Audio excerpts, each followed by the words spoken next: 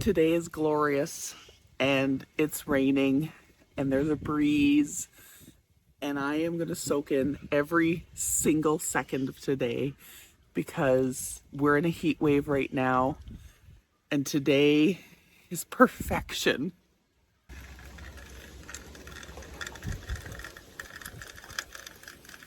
Hey everybody, welcome.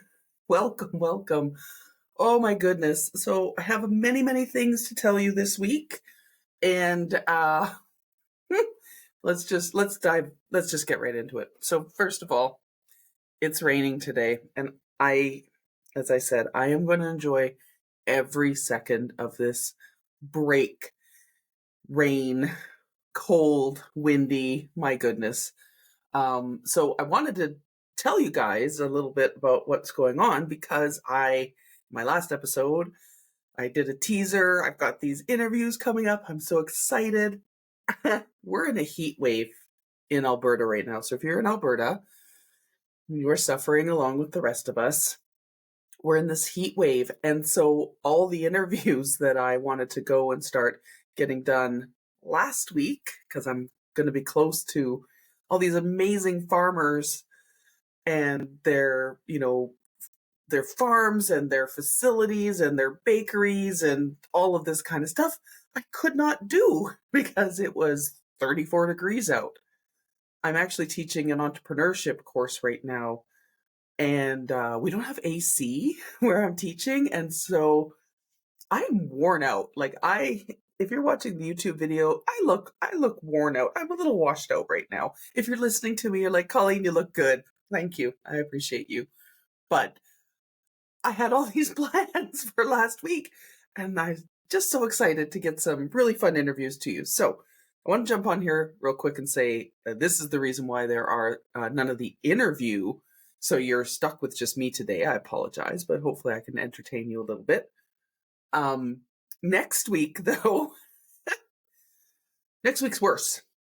I think we're getting up to like 38 degrees or something on one of the days. Now, we have some listeners. I just looked the other day, and we have listeners in Australia, Taiwan, United States, and we had one European country as well. So I was looking at our stats the other day, and I was so excited to see listeners from all over the place. So if you are listening in some of these other countries, so maybe you're in, Nevada or something or Texas, and you're thinking to yourself, 38 degrees, ma'am, that is not hot. It is for us. This is not typical weather. The majority of people that I know, we don't have central air conditioning in our house because the amount of times in the year that you would actually need central air conditioning is very, very small. So it is quite warm for us. And then if you're working like where I'm at right now, where we don't have proper AC, so it's a building that has AC in like pockets of the building. So like the offices where the gals are at has AC, but the classroom doesn't, and the computer room doesn't. So it's been a whole thing this week with teaching. But I am teaching some really wonderful entrepreneurs, and for myself to be able to teach and do the give back, and really, my goal is to just kind of inspire them that you can do great things, and they all have an entrepreneurial mindset. So that's been very exciting. So first things first. Why haven't there been episodes with other people? That's why. Are there going to be episodes with other people next week? Hell no, because, these farmers that I wanted to go and see, this is going to be a very challenging time, right? Because, I always think, farmers, they need the sun, and they need, so many days in a row without rain. It's good for the crops. It's good for this. And that is 100% true. But when it's this hot out, then we also go to the opposite end of the spectrum, where if you have a farm and you don't have, sort of the equivalent of central AC, central irrigation, and you're out there trying to get your crops watered because you're not used to having these big, long stretches with temperatures that are above 30 degrees. Are your crops growing super fast now because they're enjoying all this heat? Now you got to get out and harvest them, and holy crap, let's rub the sweat off our head. I was talking to a gentleman the other day, and they work outside. They're arborists, and they work outside with trees. And he said his employee freaked out during the day, started screaming at him, and he fired her. But it was because they were both just so, like, the heat was just getting to both of them. So he said she had called him later and apologized and was like, I'm so sorry. He's like, it's the heat. I get it. We're very cranky. So it's very hard to deal with. The second thing is, because I'm on the road right now, so last week I was like, okay, you guys, I need some road trip snacks because I cannot sit and consume bags of Ripple chips and cheesies, though I do dream about eating them while I'm driving. So what I ended up doing with snacks last week was Jason had bought a bunch of like the seaweed snacks from Costco, and I actually really like them. And I ran into a few people last week. I was like, oh yeah, I'm eating the seaweed snacks as my snack on the road. And they're like, oh, gross. I love seaweed snacks. So if you are a seaweed snack lover out there, please let me know, because I want to feel vindicated. I want to feel like, I'm not the only one. So I did seaweed snacks. I found this really yummy protein bar, actually, that was quite good. So I did that. And Jason had also bought some rosemary, I think that was like rosemary olive oil Triscuits. And I did that as well. So those were my snacks. I'm very proud of myself that I did not eat Ripple chips and cheesies, because there was a lot of driving last week. There's so much driving. And this week, Jason's actually shopping this morning, and he's getting me my lunch stuff, because I got to have my lunch every day. And I'm kind of thinking about what I'm going to make. And I saw this super duper easy recipe for granola, to make like big chunky granola. And instead of it being like granola bars, you just make it into like chunks and break it up. And it was like the granola, the sweetener, they used maple syrup in it, and then 1 egg white. So I thought I'm going to try that today and maybe make a batch of that to take with me as well, because I still have 3 more weeks of being on the road. But as I said, my students are really great. The other thing was, I got this new book. I love showing you guys books. So I got this book, and it's called The Creative Act, A Way of Being, and it's by Rubin. And I actually got this book from the library, and I took it to class, and I started showing the students, because all of my students are doing sort of creative endeavors with either things like beadwork or sewing or creating shirts and hoodies and all sorts of things. One is going to be a barber. Like, this is amazing. And so I actually took this book for them, and I realized as I was going through this book that I needed to actually own it and not just have it from the library. And every page, so I just flipped a page open, and it says, patience is required for the nuanced development of your craft. Patience is required for taking in information in the most faithful way possible. Patience is required for crafting a work that resonates and contains all that we have to offer. Oh my goodness. Every page, this book, by the time I'm done with it, is going to be annotated to the max. When I think about what I just read there, yeah, you have to have patience when you're working on food, when you're creating recipes, when you're making that new design, when you're learning a new skill. All of these things, you've got to have the patience for it to see it come to fruition, and also to represent you. And so we've spent a lot of time in the course this week talking about, stay in your lane, you do you. Even if somebody else is doing something similar, that's okay. Continue doing what you're doing, because it's unique to you. And I think the students have been kind of excited, because they're starting to see, because we're making like really good progress on building their businesses, and they're starting to see the businesses come together. And I know, like with our chocolate business, it constantly evolves. And I have to remind myself to have patience, because there's so many things that I want to do with the chocolate business and with the Food Explorer podcast and with all the other things that I want to do. But taking that time to kind of enjoy it is very challenging for me to do. I am not an expert at this. And I say to my students whenever we're doing stuff, my one student's like, I procrastinate a lot. I'm like, welcome to the club, friend. Hello, I am in the Procrastinators Club. I think I'm a founding member. But I love this book. So if you are somebody that is an entrepreneur, a creative, works with food, works in any endeavor, I highly recommend you get this book because, again, like I said, I wasn't sure if it was a book I wanted to own. I'm, as you can see if you're watching, I'm very picky. I have a lot of beautiful books. But once I got this and I just started opening it up in class and reading stuff, and the students were like, oh yeah. We also got them all a copy of the EMyth Revisited. So this was a book that I had heard about, and then Jason and I kind of read it at the same time. And it's an excellent book. So again, any of my entrepreneurial friends out there, get that book. The other exciting thing this week was actually, we discovered this last week. It's a brand new coffee shop in Edmonton. And I'm drinking from my Tigger mug today. I do not have coffee from the coffee shop in there. I just have my regular old make it at home coffee, but it's delicious. A nice sip of that. Jason's out buying my special silk oat milk for coffee. He grumbles about buying it for me, but it makes me so happy. So don't grumble about it, sweetie. This new coffee shop, though, that we discovered has now replaced the number one cookie in Edmonton. So my number one cookie in Edmonton for like 20 years has been upper crust chocolate chip pecan cookie. Now, upper crust, I still love you. I still love your cookie. However, there's a new bakery. So the coffee shop is called Objects 3, and they work with a bakery called Wild Rose. And they have these cookies.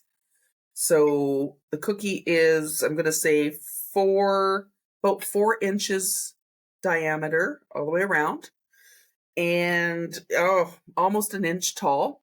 They call them the big New York style cookies, very American style cookies. This one is chocolate chunks, pecans, like giant pieces of pecans. You're not searching and saying, they said there's pecans in here, but where are the pecans? No, they're giant chunks of pecans in there. And salt, giant chunks of Malden flake salt on top. I took one bite of this cookie last week and immediately looked at Jason, and he was like, oh, okay. This is the cookie. I'm like, this is the cookie. This is what I live for right here. My life, things are complete now. This cookie has given me life. And it's got that crunchy texture on the outside and then a little bit chewy on the inside. My goodness, my friends. So Wild Rose Bakery, you can go there and get them, or you can go right to Objects Coffee Shop and support them. They're brand new. The two lovely, lovely people that are working there, Neil and Grace, Neil remembered our names when we went in. So we'd seen them once last week, and then we came in today, and he's like, Jason! I was like, oh, that's awesome. But when we were there last week, it was their soft opening. They had been literally open for a day and a half. And I said to them, well, have you tried this cookie yet? This cookie's amazing. You need to let all your customers know about the cookie. So I actually broke pieces of the cookie off and gave it to the staff. I'm like, you have to eat this cookie. And then I bought all the rest of the cookies that were there. So I was that person last week. I'm mean. I'm sorry. Anybody that was at the coffee shop last week and was expecting one of these cookies, tough. I bought them. They were delicious. And I have another one for this week. So I'm very excited. And what else do I have to tell you? So I'm traveling, my snacks, the book, entrepreneurial students, heat wave next week, the cookie. Oh, I made 2 fun recipes. So, okay, sometimes people get super duper stressed about doing things like pickles, and don't get stressed.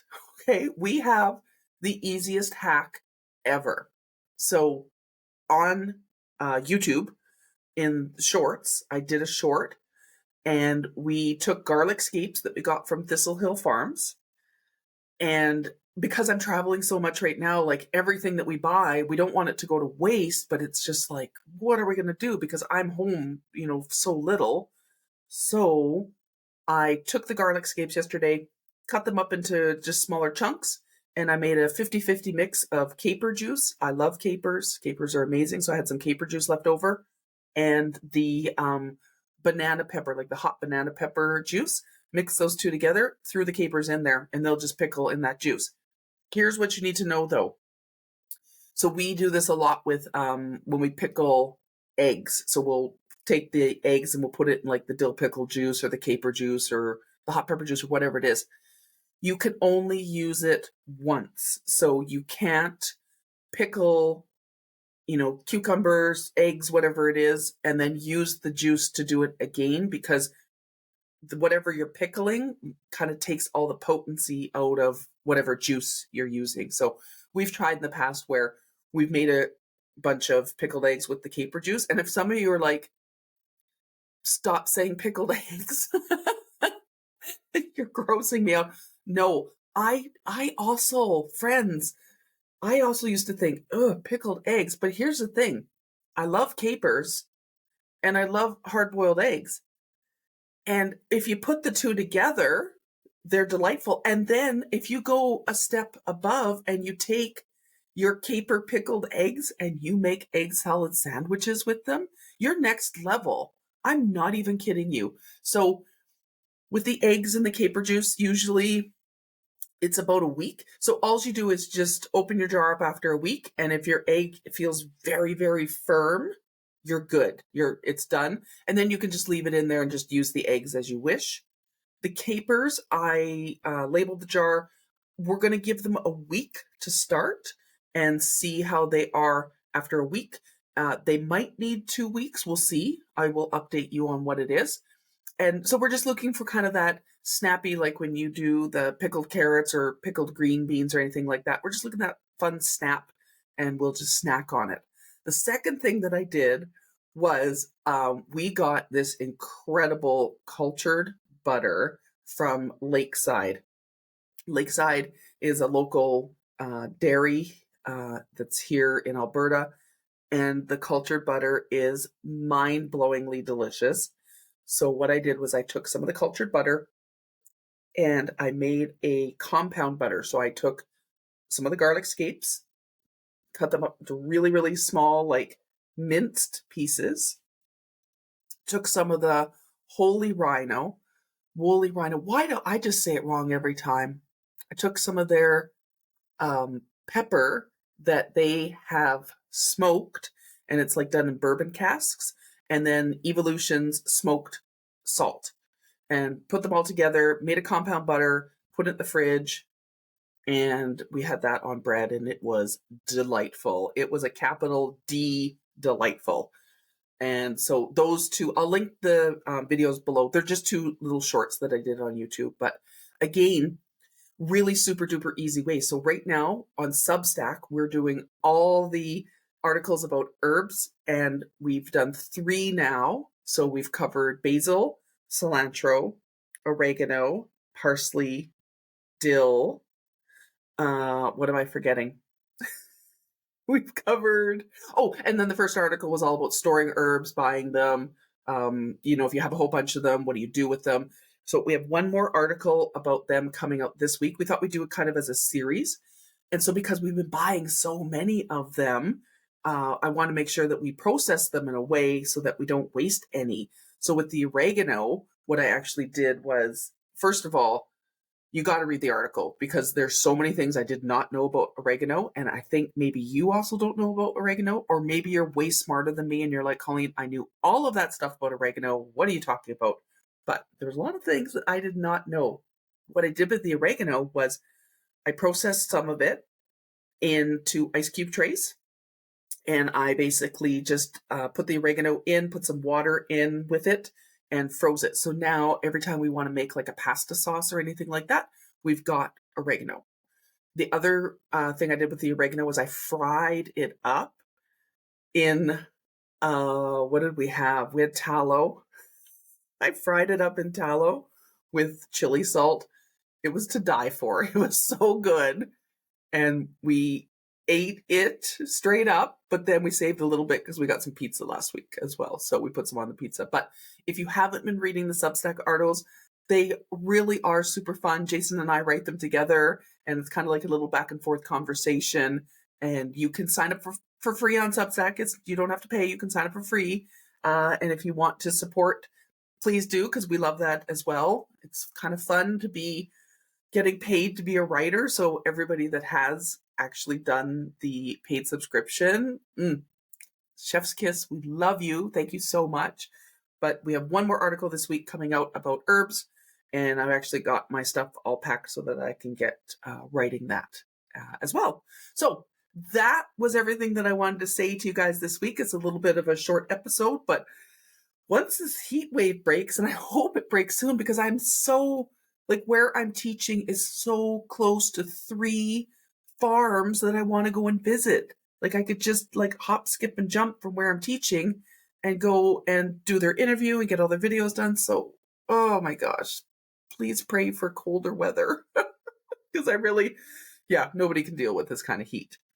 Wherever you're at, I hope that you're having some great weather. If you're somewhere where you're having really nice, lovely, that balmy summer weather, let me know, write down in the comments so that I can be jealous, and maybe I'll just come and show up on your doorstep and say hi. Just kidding. I won't do that. I'm not going anywhere.